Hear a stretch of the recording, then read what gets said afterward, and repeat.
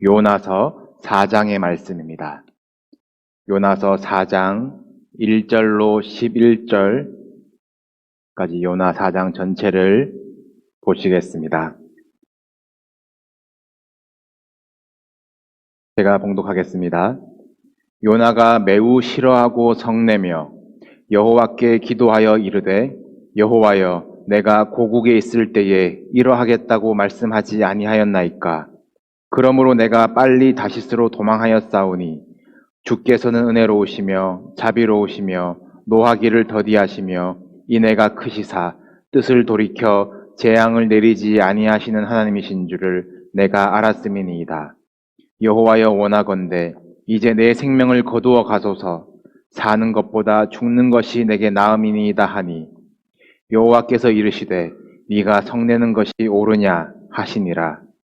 요나가 성읍에서 나가서 그 성읍 동쪽에 앉아 거기서 자기를 위하여 초막을 짓고 그 성읍에 무슨 일이 일어나는가를 보려고 그 그늘의 아래에 앉았더라.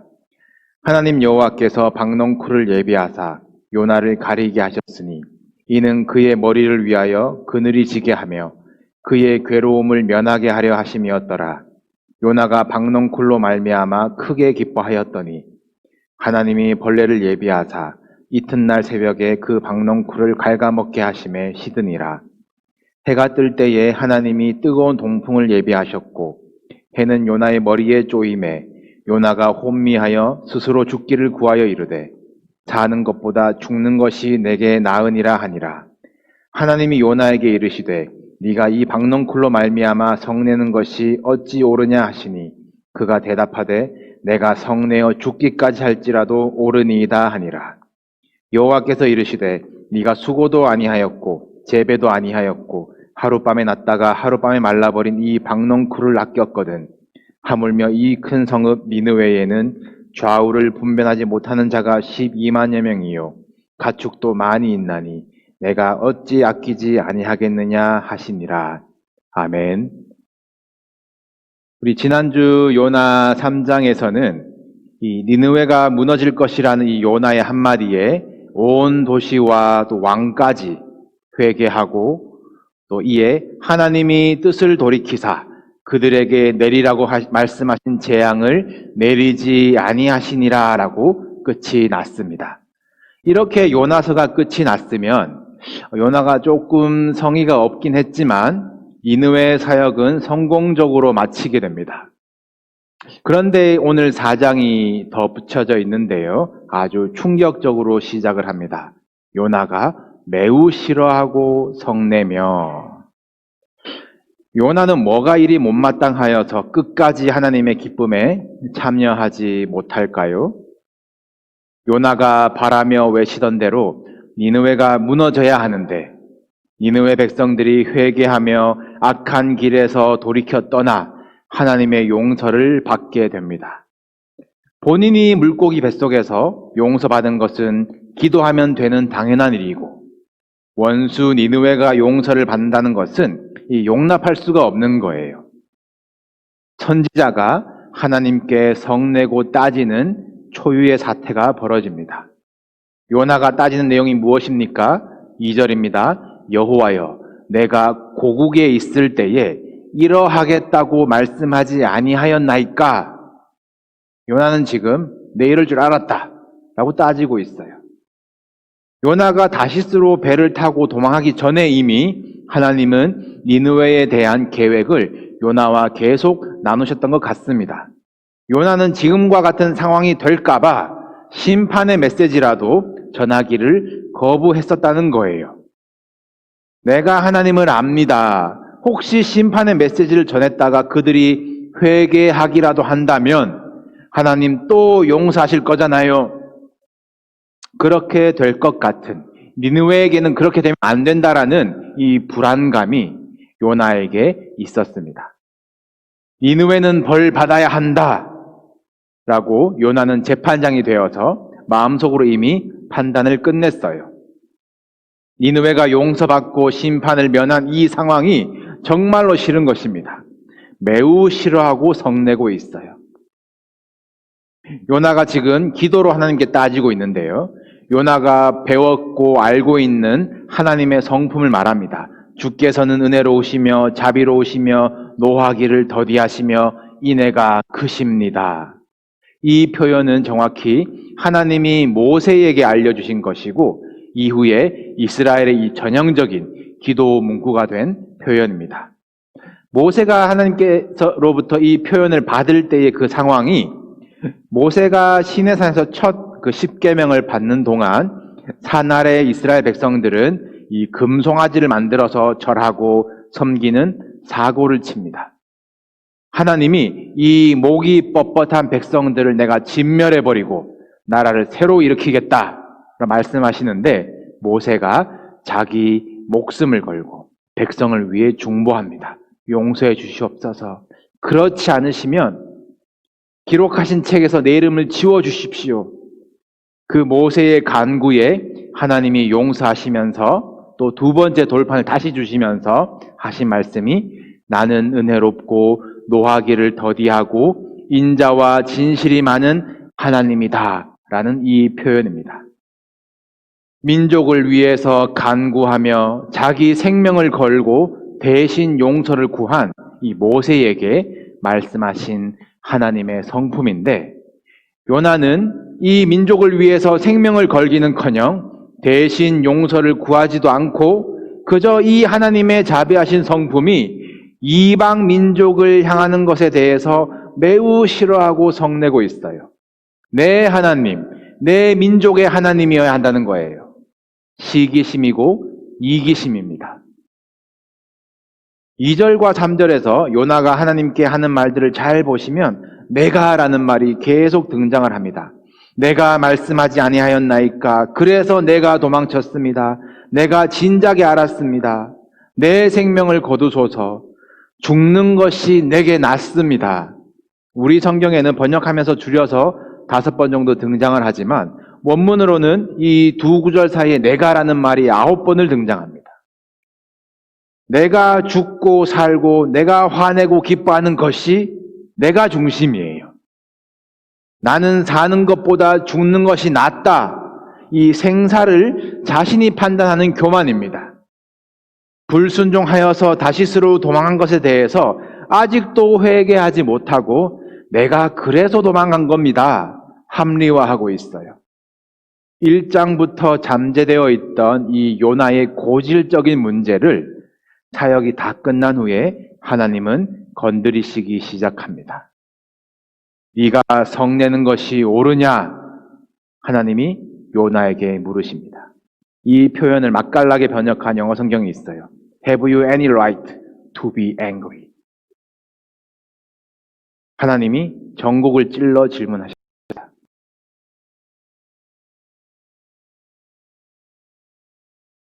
판과 용서와 제 생명과 죽음을 네가 판단하느냐? 요나에게 그럴 권한이 없지요. 할 말도 없습니다. 요나는 아무런 대답도 없이 그 성읍에서 나가버립니다. 요나도 참 성깔이 있어요. 하나님이 보내신 곳, 자신의 사명이 있는 곳을 또 떠나서 동쪽으로 갑니다. 1장에서는 사명 피해서 반대로 서쪽으로 갔었다면 이번에는 하나님 동쪽으로 가라시니까 제가 동쪽으로 가겠습니다. 아주 그냥 더 동쪽으로 가버리는 못된 심보예요. 동쪽 어디 니느웨가 잘 보이는 곳에 자기를 위하여 초막을 짓고 앉아버립니다. 하나님이 그렇게 일어나 외치라 일어나라 말씀하셨는데도 말이죠. 앉았더라. 2번이나 그가 앉은 것이 강조가 되고 있어요. 40일의 기한 중에 하루 딱 사역하고 남은 기간을 아무것도 하지 않고 앉아서 자기를 위한 초막에서 니느웨가 다시 죄짓고 벌받기를 속으로 바라면서 멸망당하는 그 꼴을 내가 구경하겠다라는 마음입니다. 야곱이 아내와 자식들과 양떼들을 많이 얻고 돌아와서 이 형 에서와의 갈등도 해결하고 이 숫곳이라는 곳에서 자기를 위해 집을 짓고 눌러 앉았다가 하나님께 혼인한 사건을 아시지요? 딸 디나가 부끄러운 일을 당하고 아들들은 통제가 되지 않는 그 괴로움 속에 있을 때에 하나님이 말씀하십니다. 일어나 베델로 올라가라. 네가 도망하던 때에 만난 하나님께 제단을 쌓으라. 야곱이 기억합니다. 아, 내가 무사히 돌아오면 베델로 하나님의 집이 되게 하겠다 서원했었구나. 그 사명을 다시 기억하고 서원의 자리 베델로 돌아갈 때에 야곱의 문제가 해결되었습니다. 이 야곱이 머물렀던 곳 숲곳과 오늘 요나가 지은 초막이 같은 단어예요. 신약에서는 누가 초막을 지었습니까? 짓지는 않았지만 초막을 간절히 짓기를 원했던 사람이 있지요. 베드로입니다. 변화산에서 예수님의 영광 중에 엘리야와 모세와 함께 이제 예루살렘에서 십자가 지실 일에 대해서 대화하고 있는데 베드로는 보고 너무 좋아서 주님 여기가 좋사오니 제가 초막 셋을 짓겠습니다. 초막을 짓겠대요. 네. 예수님의 십자가의 사명은 예루살렘에 있는데 여기가 좋다고 눌러 앉자는 것이 베드로의 초막이었습니다. 우리도 신앙생활 중에 초막을 지을 때가 있습니다. 내가 판단하고 내가 만족하면 이 정도면 됐다. 여기가 좋다. 사명에서 벗어난 것. 그것이 여러분의 초막입니다. 아니면 요나처럼 하나님께 삐져서 나 없이 잘 되나 어찌 되나 구경하겠습니다. 사명에서 이탈해서 초막을 짓는 분들은 계시지 않습니까? 우리의 사명은 하나님을 기쁘시게 하는 것, 칭찬받고 하나님의 기쁨에 참여하는 것이에요. 아버지 집에 거할 곳이 많다고 하셨습니다. 여러분 초막에서 일어나 아버지 집으로, 그곳으로, 사명으로 나아간 여러분 되시기를 주님의 이름으로 축복합니다. 이제 요나를 위한 하나님의 마지막 레슨이 시작되는데요. 꼼꼼하신 분들은 6절부터 어떤 변화가 있다는 것을 발견할 수 있으실 겁니다.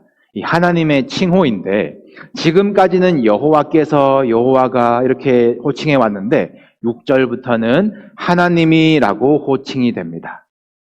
확인은 나중에 하시고요. 네, 믿고 저를 보시기 바랍니다. 네. 여호와는 야훼, 이 이스라엘을 구원하신 하나님을 부르는 이름입니다.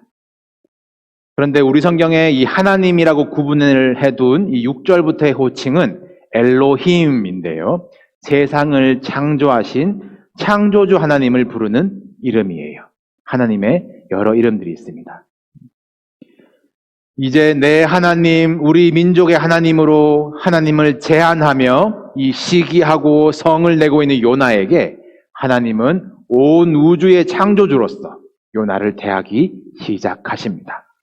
박넝쿨을 예비하시고 벌레를 예비하시고 동풍을 예비하셔서 요나를 가르치시는 거예요.